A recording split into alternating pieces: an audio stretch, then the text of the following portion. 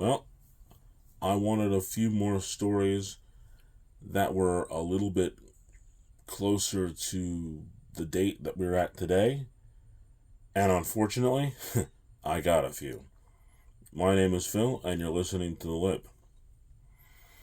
Everyone, sometimes when you ask for things, you get them, and what I wanted was to take a break on stories until I could build up a few for more modern times as opposed to going deeper into my past. Last week's episode happened to have been a story that only happened very recently, me getting injured and talking to you about it. This week is a story that I'm going to be doing, in fact, a whole series, a normal set of story episodes, the 35th edition of story, in fact. And in this episode, which of course I've got to pre-record in order to give myself a little bit of space during the time that I'm going to be out of commission for surgery. It just so happens that I'm recording this on Friday the 13th, September 13th, 2024. Happy birthday to my cousin Tiffany. But it would happen to work out in just such a way that I got a very good story from yesterday, September 12th. And I'm going to be putting that as far as probably the headlight, the highlight, the main event of the main event, if you know what I mean. And I've got a few other stories that happened to me in recent days as far as 2024, the summer of 2024. These things all happened within the last 2 months. Yeah, we're in September. The one happened in late July. Yeah. So realistically, I am as current on stories as I could have possibly asked for. But of course, that's the way it works. You wanted more modern stories, Phil? You just sit back and let those more modern stories show up. Great idea, huh? Well, the background that you're looking at right now is yet another one of one from my personal collection that I've been making. I call this one Inside the Storm. Now, the colors of the background of itself, the painting is black, and I've created some purple raindrops with a little bit of silver and some lightning in the background. The reason for this is I had a Monte Carlo, probably one of my favorite vehicles, I should say, in what I like to call my young dumb days, that I would race all the time. Was a 87 luxury sport Monte Carlo. My record was 55-1. Only lost to one Honda that had nitrous in it. But essentially, I had my black Monte Carlo, painted the grill purple, and I painted some lightning just behind the back windows. Called it the Storm Cloud. I've said it before and I'll say it again. There's only two types of Monte Carlo owners, and those are those who have their Monte Carlos and those who wish they didn't get rid of them. Unfortunately, I'm one of those ones who wish that I didn't get rid of them. But moving past that, it's time to go into fill in the blanks. The blank that I have set up for this day is a question: what am I going to do the week that you're hearing this? Well, it turns out that it's going to be my post-op week. That's the blank that's being filled in. Post-op, meaning I'm going to go on September 18th to the hospital that I'm going to be having my bicep surgery, and they're going to run me through the gambit to make sure that I'm healthy enough for surgery. Take some blood, do some measurements, stuff like that.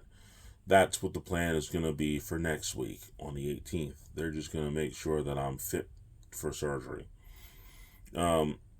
the fact that I actually had a colonoscopy earlier this year means that I should have no trouble going through this process and be ready for the surgery to come on the 25th. So the question for this week that has a blank in it is, what are my plans going to be for next week? And it's really going to be me going through the post-op to get ready for my bicep surgery. Okay. It's here. It's time. It's my 174th show. And how about it? It happens to be my 10th show on YouTube. Yay me. 10 YouTube shows. I thank everybody who has followed me on YouTube and watched me so far, and hope that more continue to. But this is my 174th overall show in consecutive weeks, and my 10th one on YouTube. And more importantly, as far as the main event itself goes, this is the 35th edition of Story. Here it comes, the main event. I'm going to tell you a couple of stories. Now, the beautiful part about these stories is, well, there really isn't a beautiful part about any of them. They're all a little bit on the ugly side. But hey, you gotta get the story somehow, right? Well, admittedly, they're not all ugly. Then the last two, no, that's when it starts getting a little on the ugly side. But the first one, this one's relatively tame, and in fact, it's actually kind of fun. Ready for it? Here it comes. I've been watching different things in restaurants when you go in. You know, those ones that everybody goes to more advertised, like your Red Lobster, your Rudy Tuesdays, TGI Fridays. And it seems like there's something in each of these restaurants that would be somewhat desirable. What do I mean by desirable? Something that the restaurant has that you can only get it from that restaurant, and it's unique to that restaurant. For example, for the last 3 years, I've been on a quest, and I do mean quest. I feel almost like Link from Legend of Zelda, looking for the Triforce when it comes to this quest that I'm on for the Olive Garden. What I've been trying to find ever since I saw a YouTube reel, or was it Facebook? It was a Facebook reel. Yeah, it was a Facebook reel 3 years ago. I saw somebody go to Olive Garden, request one of those cheese graters that they use, and were able to acquire a unused, purchased cheese grater, and was able to get cheese for it. Now, for me, that immediately went and said, hey, I need that. I need that. Do I use the cheese at Olive Garden? No. But it's a specialty item. Something you're only going to get from there. And that everybody who's ever been to an Olive Garden for even one meal knows that once your food comes, the instant it arrives, the waiter or waitress is standing right there with that cheese grater asking you, would you like any cheese? I always decline, but many of the people at my table say yes, and they start grinding away the cheese and getting it ready. Now, had it not been for that YouTube, not YouTube, I said it again, had it not been for that Facebook reel, I never would have conceived of a situation where I would, A, even consider owning one, or B, being in position to own one. And the last several years I've been trying, and I have not been able to acquire one because of, I'm going to assume, 2 reasons. Number one of those, well, let's start backwards. Number two, I believe that when I've been trying to acquire them, they simply haven't had any prepared for sale. And the times I've asked for them, when it came to my mind and I remembered about it, was usually over the summer. And I imagine that they don't stock up on any extra ones during that time period. However, number one, the other time that I noticed, in fact, from the reel, the person in it had requested their cheese grater around Christmas time, and they were able to acquire it. Now, I tried to do so within that Black Friday range, so it was still in November, and my theory was that they had them because the waiter Tris actually said they were for sale and they were going to see if they had any left, and unfortunately they didn't. So my theory on that end is I asked too late. I may have missed my window by just a little bit. So this year I'm going to try and get one of those cheese graters, but I'm going to try strategically in two different time periods. I believe that one time period I may try to do it is before Thanksgiving, before that whole Black Friday area, somewhere in the middle of November, just after Election Day, just before Thanksgiving area is probably a good time to maybe strike to be able to get it. And if not then, probably the second week of December, just after the whole Black Friday instance and well before Christmas. Somewhere in that neighborhood is probably the sweet spot. And believe you me, I will acquire one of those, and that is going to be the goal. Now, speaking of those items, the other day, yesterday as I record, September 12th, my mother's birthday, happy birthday again, we went to IHOP, and one of those items that seems to be desirable in my mind that IHOP has is their coffee mug. And I never really thought about it except for the fact that I wanted to get one. And yesterday we were in the IHOP and decided to ask. And lo and behold, the waitress walked away, talked to her manager, came back and said, I can get them for you at a really low price. We're talking $4. So I got one and my mom's got one. I, in fact, was able to get my hands on an IHOP mug, the kind that they use for their coffee, the ones that actually have IHOP written on them. Got it. So I did, in fact, get one of those signature items that you can get at the restaurant. Now, of course, I'm still going to be looking for that cheese grater. And simpler still, Longhorns has steak knives that you can buy. Now, granted, I have an incredible set of knives. I don't need a steak knife from Longhorns in any way. I have a set that has 4, 6, 8, 10, I think it's 12 steak knives from Cutco. They're amazing. They're incredible. You can't get much better. But it's not even about the quality of the steak knife at Longhorns. It's that it is a Longhorns steak knife. And you can buy those during Christmas. And I plan on doing that as well. Yet another thing that I have planned to do, another goal that I wish to accomplish.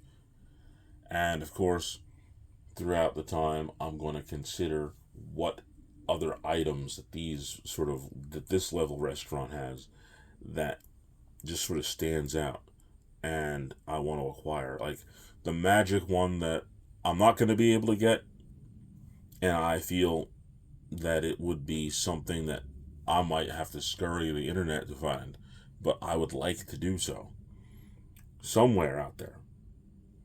And I know all the Gen Xers who listen to this will remember going into Pizza Hut to eat. What I would like to add to my collection is somewhere out there, somebody's got to have one of those red Pizza Hut cups. Somewhere. I'd like to find one of those. Of course, hindsight being 2020, I probably should have snagged one of them in I guess, wow, we're talking way back now, 2009, when I was eating inside of a Pizza Hut. The last time I remember seeing the red glass, and it was during a period when I was going there after I had taken a class for the Pennsylvania State Safety Inspection class for automotives. I went to Pizza Hut prior to my class, and I was able to use the red glass. Now, I never thought in a million years that we wouldn't be able to sit down and eat inside of a Pizza Hut anymore. In fact, the last time I did that was probably 2 years ago, and they weren't really ready to accommodate anybody to eat inside. It was in Tom's River, and when we were eating the pizza, now originally when you go in there, you would get the pan and you'd eat it out of the pan, and you have the red glass. At this Tom's River Pizza Hut, like I said, they expected us to take that pizza and get out. So what they did was they put the pizza inside of the pizza box. Not the pan, but a pizza box, a to-go box. And our drinks were actually just in to-go cardboard, not cardboard, the regular paper disposable cups that they have. No red glasses. They weren't wanting us to sit there. They expected us to leave like apparently everybody else did. So I imagine that A, they either got rid of all the red glasses, or B, they just have them hidden somewhere. Maybe I should go back there and see if they got one. That might be a plan. It might, in fact, be a plan. Well, that was enough for the pleasant stories. Now it's time to get a little ugly, and I do mean ugly.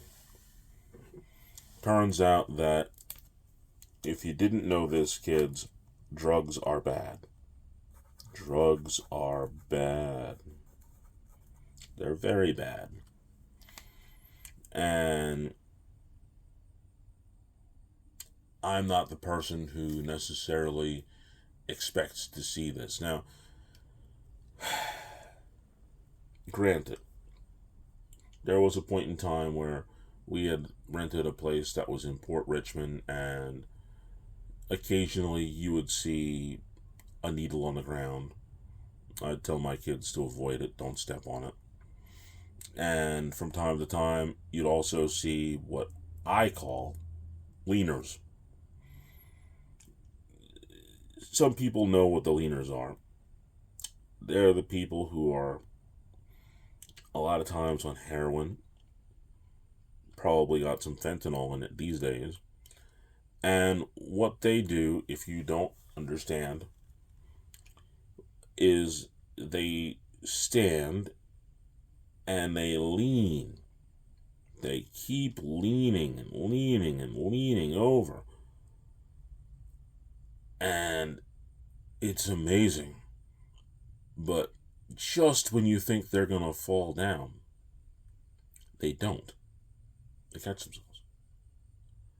And I'd see that a bunch at Port Richmond when we lived there.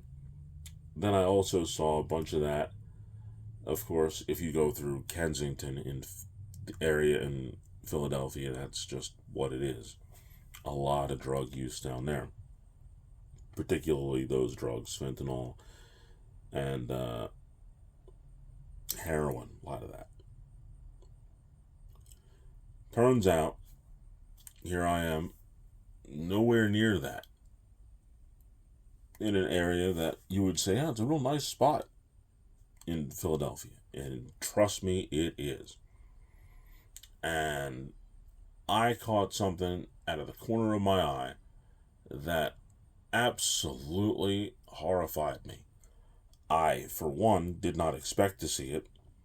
And two, I did at least 2 or 3 double takes when I saw it. And I was absolutely mortified because I was just sitting on the couch with my wife watching The Witcher. And this was in late July. Yeah, because the kids had just come back from camp and we were watching The Witcher. The kids were upstairs. Were they upstairs? No, no, no. They weren't upstairs. They were actually still at camp. Yes, I remember that specifically because I was overjoyed that they were at camp, so they didn't have to see what I was watching. And I look over and I see this guy leaning. And I was like, no, there's a leaner. I can't believe it, but there's a leaner. And she's like, what? And then she realized what I was talking about. And I just kept watching as he started to lean, walking back and forth between my house and the store next to my house. And I was like, oh my goodness, there are going to be kids coming back and forth from the park because at this time it was around 4 o'clock, and a lot of times kids go to the park back and forth. At that time, there's a lot of kids that keep playing around there, and I'm seeing this, and I'm like, I can't have this. We just can't. I couldn't believe what I was seeing. I then quickly went and grabbed a pair of gloves, work gloves that I have, kind of like the ones that I would use when I was at work as a CEO in the jail. They're a little thicker. Usually, they're automotive gloves is what I like to wear because they are thicker. You don't get snagged on things, just in case I had to do something. Sure enough, as I get out there and I see the guy leaning, and I'm like, oh man, this is just getting bad. And he's not going anywhere. He starts walking towards a house across the street from mine. And he's just leaning and moving and walking, and he's not going anywhere. He's staying at this house. And I'm like, oh my goodness. I didn't see a car in the driveway, so I put my gloves on. I go outside, and I look to my right, and I see that there's a lady who is also leaning off to my right. So there's the guy who's clearly high and leaning on the left in the lawn of a neighbor across the street, and this lady is leaning a lot less, but definitely on something for sure, across the other side of the street with the where the store is. So the first thing I do is I pick up my phone and I make the call to 911. Tell them, yep, I have a guy who's leaning. He's clearly on some type of drug. And they said that they would send somebody out. Fortunately, the first aid isn't very far away. But of course, exactly what I didn't want to happen happened. Now, for this guy, he could be very fortunate that I was there because he then stopped leaning and he sat down at the neighbor's house across the street. And when he sat down, I'm like, okay, he's sitting down, so now I put my attention a little bit more on the lady. But the lady was up against the pole that was there. and she was holding herself up. She wasn't going anywhere. She was just standing. She was okay. Now, the guy, who's now sitting down on the ground, decides to do exactly what I didn't want him to do, and that was he leaned over on his face on the ground.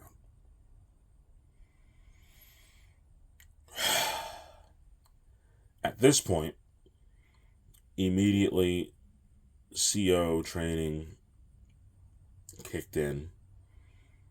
I'm like, this guy is going to die if I don't do something right now. So, fortunately, like I said, immediately, instinctively, I put the gloves on, and I had the thick gloves on, the auto gloves that I would use while in the jail, just in case somebody had something sharp on them that I didn't want to poke myself with, knowing that this guy was clearly on something, which I would imagine, like I said, it was probably heroin with some fentanyl because of lean, maybe even that other nasty stuff that they use, the animal stuff. Horrible. But either way, let me get back to focus.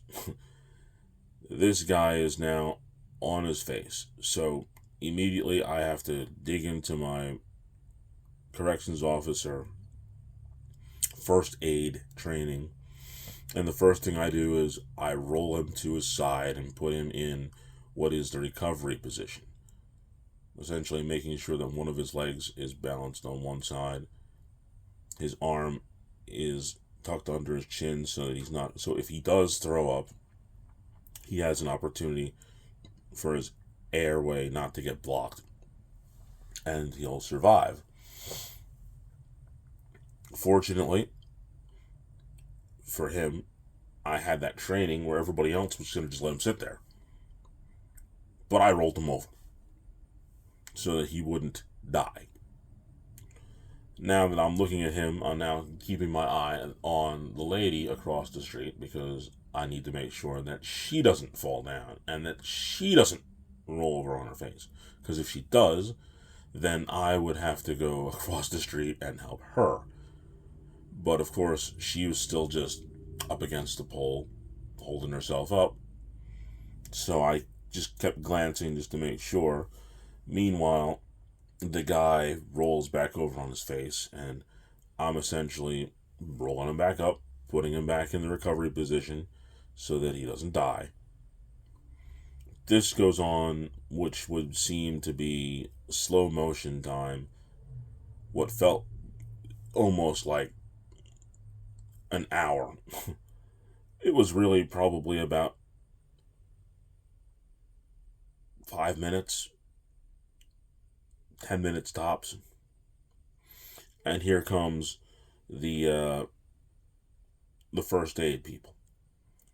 I give them a briefing. It's just what you do when you're a responder to such things. You need to brief the people who are going to take over. So immediately I told the first aid guys, he's clearly on something. He was leaning back and forth, and they go, yep, okay, we got that.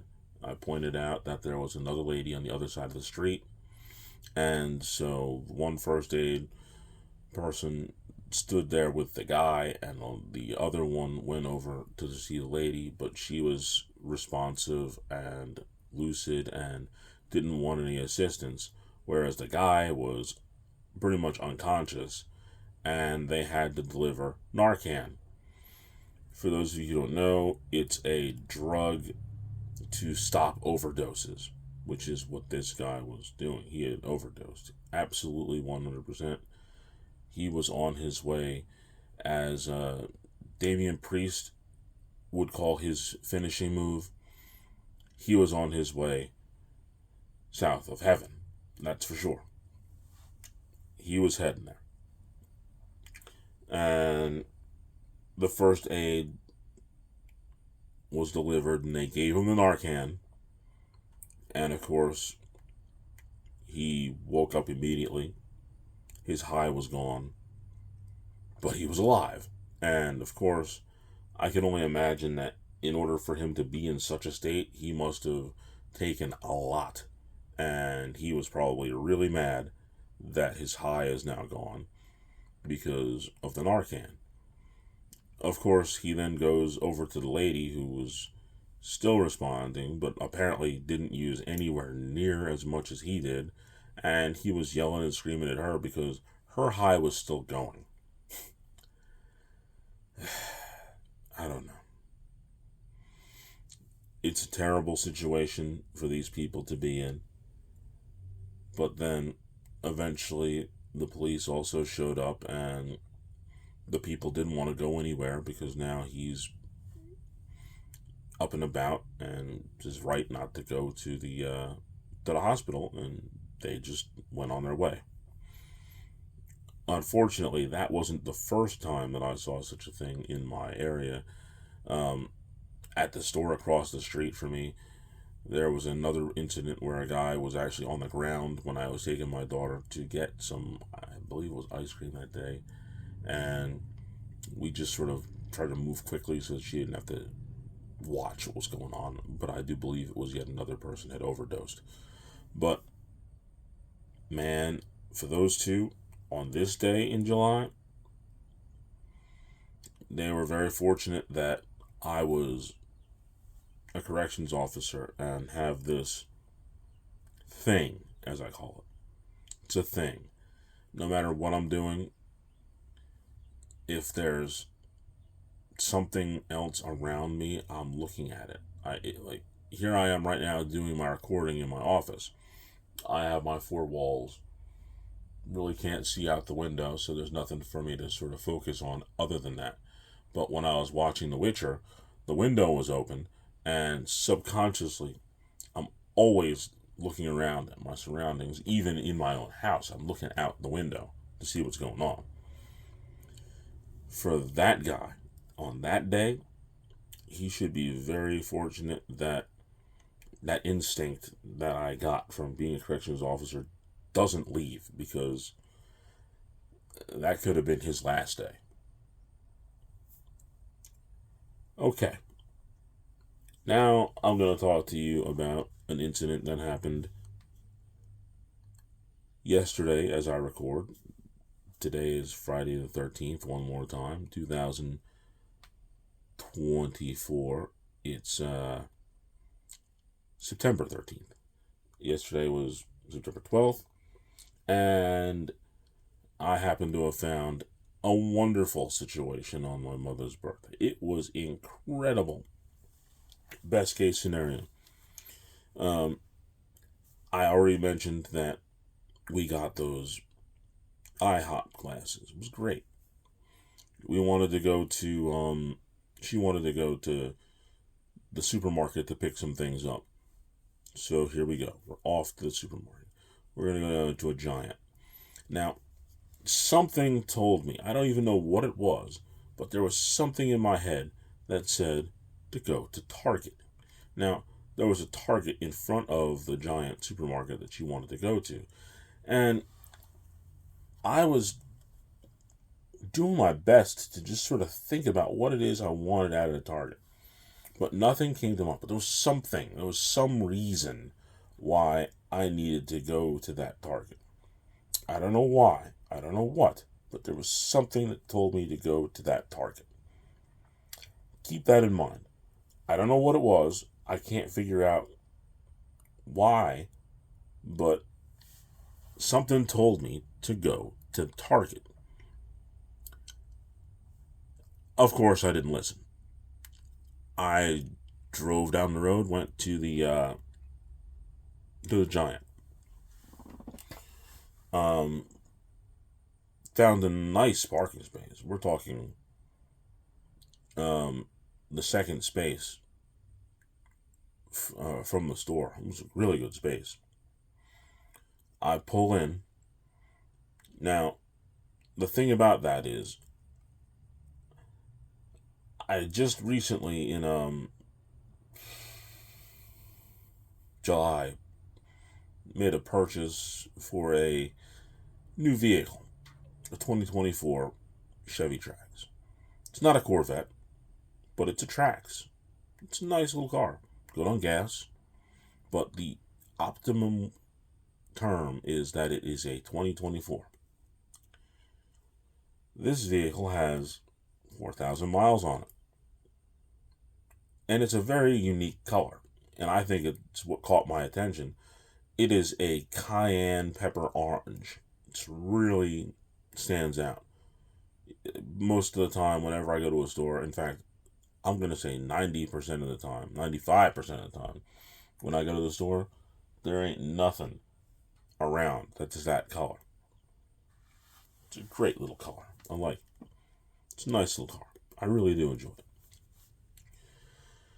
Now, I take this 2024 Trax and I pull into the spot that's 2 spots away from the front door. As I get in, I recognize that the car that's in front of me, where there's no divider, just 2 spaces with the painted line, has tremendous damage. It's just beat up like you would not believe. I mean, it looks like it had been in several accidents, minimum. And to make matters that much better, it was parked slanted in the parking lot where, as the person who was driving it didn't have a very good ability to drive and positioned it terribly. So this car is beat up real bad and it's parked horribly. And I told him, my mom, I'm going to go and drive up front so she can get out because she needs a cane to walk. So I was about to go drive to the front, and I said, but this spot is real nice. But something just said, no way. No way. I do not trust the person who's going to come out of this car might not go forward and hit me. I just don't trust it. Not in any way. Sure enough, as my thoughts are running through my head, and audibly actually at this point in time, I see an elderly woman who's not very tall, hunched over a little bit. And you know those really big, thick sunglasses, those black ones that they get after like cataract surgery? She's wearing those. And immediately I had the vision of that Shannon Sharp meme when he's saying no and he just shakes his head with that look on his face. No, absolutely no.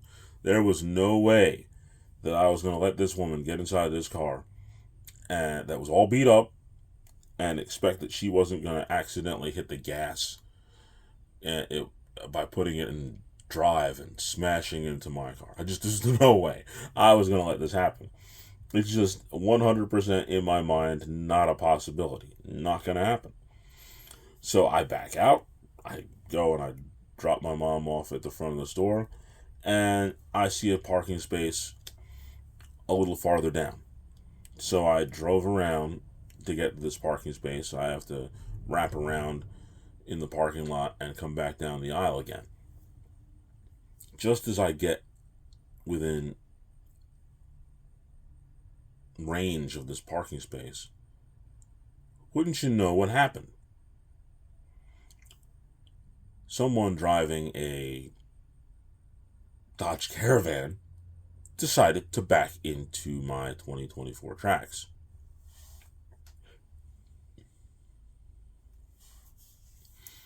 On my driver's side. I couldn't believe it. Like, in the words of Ralphie from A Christmas Story, I went out of my skull. How is it possible that I wanted to leave a parking space because I fully expected this old lady in this beat up car to hit me, only to wrap around and find the only other person who wasn't paying any attention in the whole parking lot who actually did hit me.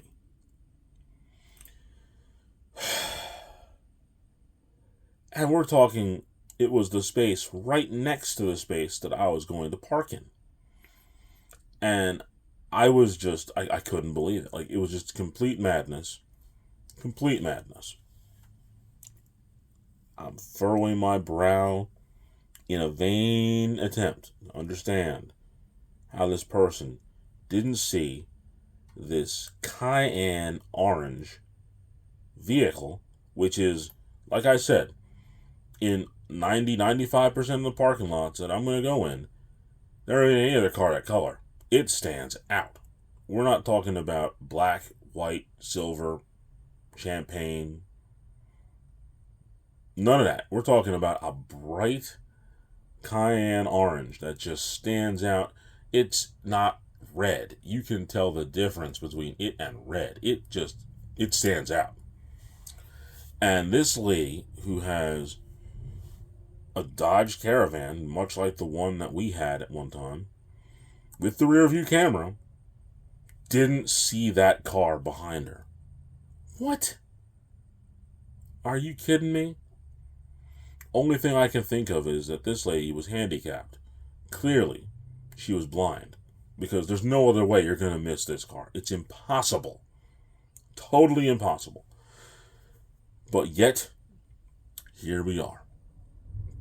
The one person who hit my orange car wasn't the old lady, but it was another one who had, like I said, had a camera in the back of her vehicle and didn't see this bright orange car.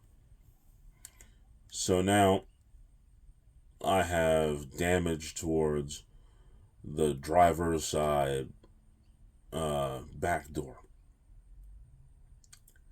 because this fool couldn't see a bright orange car. You got to be kidding me.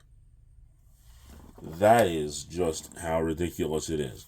Now, just imagine the idea of knowing that this old lady was could barely see, and her car was beat up, and she got away without touching any cars. But this younger, apparently dumber lady ran into a bright orange vehicle. Are you kidding me? I don't understand. I don't understand. You can't make this up. There's no way you can make this up. Like, this is Seinfeld level nonsense that happened here. That's what this is. Like, there's no other way to explain that except for that. I mean, there really isn't. And the best part about it was when I called my insurance company, because she has the same insurance company that I have, and she reported the incident and took pictures and lied to the insurance company saying that I hit her with the pictures that she took. Explain to me how, unless I was going to drift my car into that parking spot, how would I have hit her car with the back end of mine? Not the back end, the side of mine. It's not the rear, it's the side, the driver's door.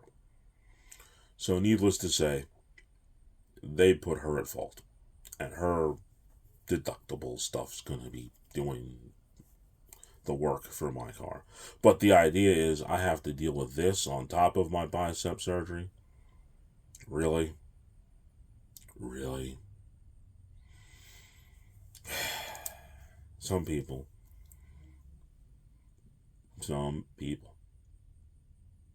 Okay. That's enough of that. I'm going to ring the bell on this main event and go directly into the Spear of the Week, which is pretty obvious who it is. Couldn't be anybody but this lady. And without a doubt, I'm thinking that maybe even the Spear of the Week might not even be good enough. For those of you who are old enough to remember the original Mortal Kombat game, you remember Kano and his fatality? I think that would be more appropriate than a spear for this week. Kano's fatality. Now, for those of you who don't know what Kano's fatality was, he would take his bare hand, reach it into your chest, pull out your heart, and take a bite out of it. I think for this situation, that's probably more appropriate. So there's no doubt that the Spear of the Week turns into the Fatality of the Week. And we're talking the lady who backed into my bright orange 2024 Chevy Trax. Without a doubt. Spear of the Week, Fatality of the Week. You earned it. And now you get to fix my car. Now, to put a little bit of a smile on my face and talk a little bit of football. Now, like I said before, I had already given you the picks for week 1 and my results. My record for week 1 is 3-2, so I'm ahead of the game. Because I'm doing this so early, I'm not in a position to actually give you all of my scores for my picks from week 2. And I'm going to pick up on it in a little while. I'm going to go into week 3. Yeah, I'm digging out my crystal ball, and I'm going to pick the week 3 scores. And eventually, I'm going to catch up, and I'm going to tell you the week 2 and the week 3, and maybe even the week 4 results. It all depends. I'm going to tell you the results when I get an opportunity to do so, and tell you where my record is. So, what I've got for week 3, I'm picking the Patriots-Jets game. Now, Aaron Rodgers did in fact get beat down by the 49ers like I expected. I don't know what he's going to do in week 2, obviously. My crystal ball only works 2 weeks in advance, so I can't see what happens next week. But 2 weeks from now, in week 3, I expect him to actually pick up a W against a division opponent, the New England Patriots. Reason being, Tom Brady ain't their quarterback. Bill Belichick ain't their coach. Patriots had a nice game that they won in week 1, but I think the Jets defense is really good. The 49ers beat them because the 49ers are just better on offense and have a defense which can hold up. But I think that the Jets defense is going to be too much for the Patriots. 27-10 in week 3. Now, the next game I'm going to pick is going to be a fun one for me. Sorry, Chris. Giants, Browns. Now, these two gentlemen, their quarterbacks, Deshaun Watson and Daniel Jones, hit the lottery. I mean, man, they got their ticket. They got all 6 numbers, boy. Both of them. Millions and millions and millions of guaranteed dollars. And they don't have anything to show for it. Both of them stink. Deshaun Watson clearly, when he was with Houston, was worth this kind of money. But all of a sudden, he absolutely has fallen off and is not worth the cash. Daniel Jones, well, he was never worth it. Never, ever worth it. He should have probably had half the contract he got. Probably even less than that. He is literally a glorified backup, unfortunately. Both of these two quarterbacks, God bless them, because they sign these huge contracts with massive amounts of money that they're guaranteed. So even when they get benched, and I expect that the season's going to continue, that both of them are going to get benched, I foresee that both of them will probably play week 3. I don't expect them to be out that fast. I think their leash might be a little bit longer because of how much money they're making. The ownership and the general manager probably want to get a little bit more out of their investment before they put him on the bench. Although it's not a whole lot they're going to get, it's going to be something. I think the Browns are going to win the game because they have last year's Defensive Player of the Year on their team, Myles Garrett. Don't get me wrong, I think that the Giants have some decent defensive pieces. Their big defensive tackle and the linebacker Thibodeaux are really good players.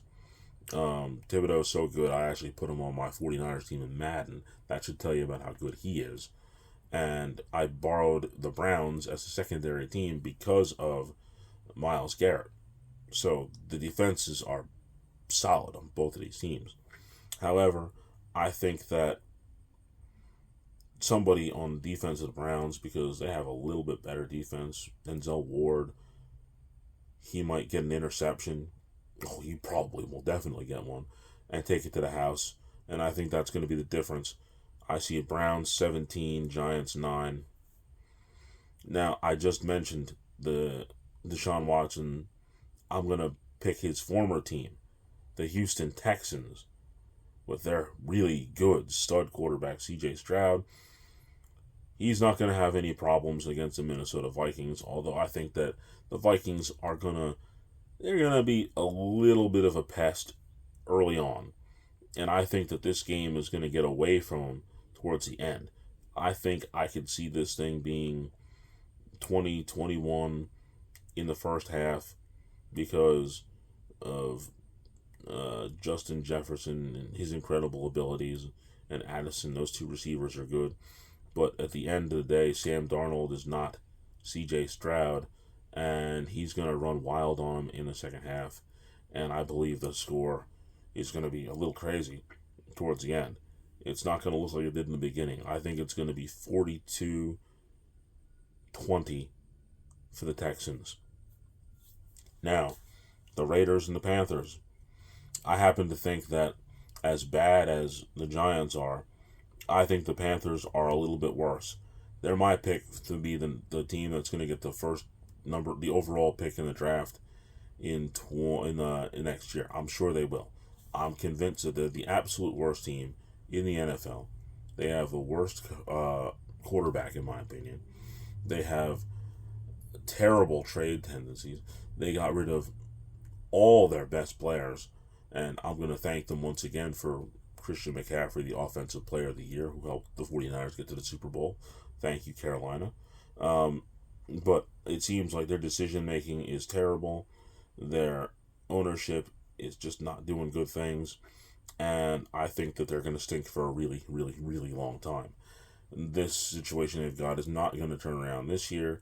And if I had to predict their record, I have their record being somewhere between 2-15, which I highly doubt, and more expected 0-17. I think they could be the first team to go 0-17. And I expect the Raiders to go in there and do what Pirates do, take what they can and give nothing back except for 7. I think the Raiders are going to give them 7 back. I believe the score is going to be 21-7. Now, my guys, the 49ers, against the team I hate most of all. Don't get me wrong, I do have a painful sore spot for the Ravens for being the first team to ever beat the 49ers in a Super Bowl, and even more so, a painful spot for the Chiefs, who beat the 49ers in 2 Super Bowls. But the Rams are the division opponent that I hate the most. They just are. Unfortunately, the Rams are fairly good. They have a nice set of receivers, and their defense showed me something that I didn't expect. Now, I am not an Aaron Donald lover. I never was. Now, granted, I played defensive tackle when I was in football, when I was in high school. And I keep an eye and I watch closely the defensive tackles on most teams in most games. And like I said, as a 49er fan, I've seen a bunch of Rams games. And I never saw Aaron Donald be that first ballot Hall of Famer that they're talking about. I didn't see it. I saw him get blocked I saw him not be mentioned a lot of times in 49er games. Maybe it's just the 49ers just beat his butt all the time. Maybe that's what it was. And I didn't see him against anybody else where he was dominant. But I never saw him do that stuff that made him so great. Now, you talk Chris Jones in Kansas City. I've seen him play behind the line of scrimmage. Every play, you could see him rip open the offensive line, him standing there waiting to gobble up the running back. You could see it. The New York Giants defensive tackle, I think his name is Lawrence, I think it is. You can see him play behind the line of scrimmage. You can see him taking up blocks. Like, there's been times with the 49ers where he's not getting double teamed. He's getting single teamed, Aaron Donald was. He just get blocked one-on-one, in other words. The Jets, they have Quentin Williams, that guy. He pushes the pile of the offensive line forward. You can see him actually creating havoc. But I never saw that Aaron Donald. I've never seen that. And what I expect out of this game, I have two predictions like I had the week before. Not week before, for week one. I have the prediction with my heart, and I have the prediction with my head. Now, the prediction of my heart is 49ers will destroy the Rams in SoFi, which so happens to be Levi Stadium too, because for some reason, whenever you look at the 49ers play the Rams, there is a lot of 49ers jerseys in the Rams Stadium. There just are. And I would pick with my heart 49-0. 49ers wipe the floor with the Rams, especially since Sean McVay does not coach really well against them.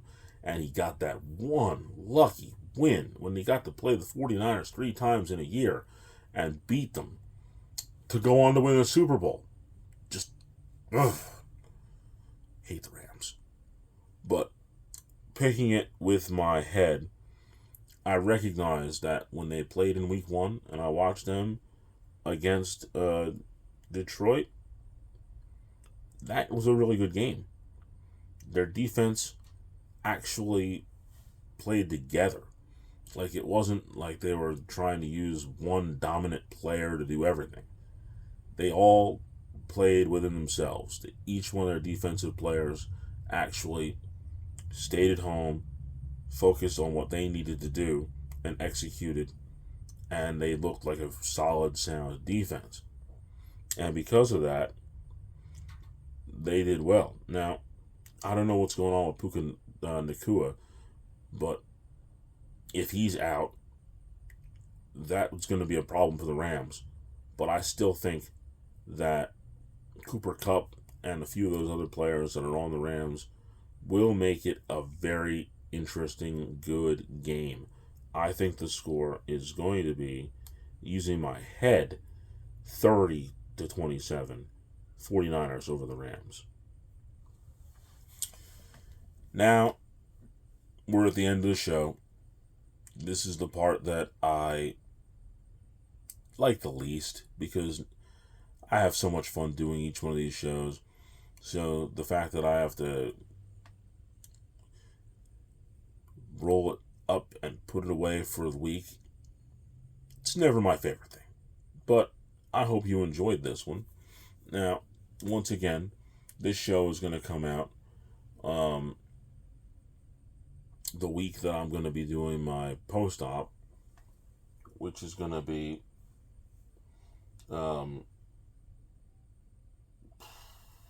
September 21st.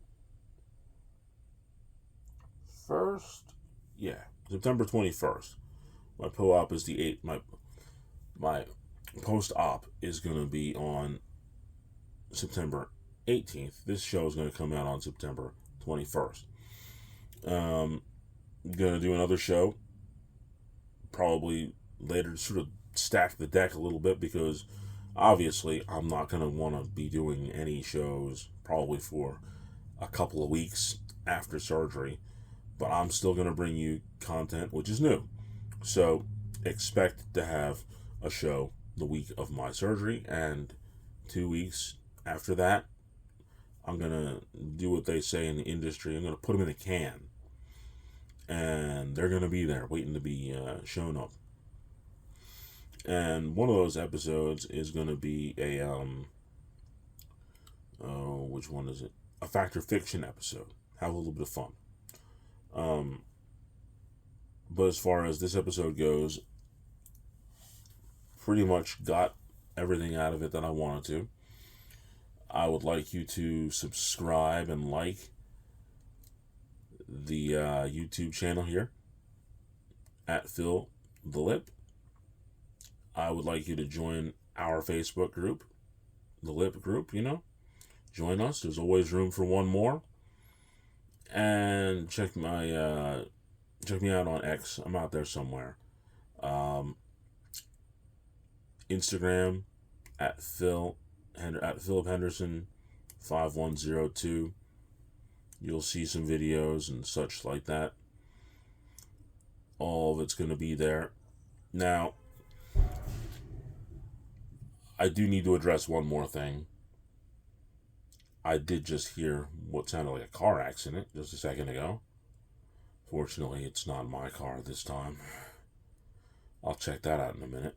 But what I wanted to address is the words of wisdom. The words of wisdom I have for you today are, if you think you should do something, do it. But be careful, you may get what you are going to get. If you think you are going to do something, you should do something, do it. But be careful, you may get what you are going to get. Almost, like I said, I thought I was going to get hit by that person in front of me, the older lady, but I did get hit by the other person. What are you going to do? On that note, my name is Phil, and you've just listened to The Lip.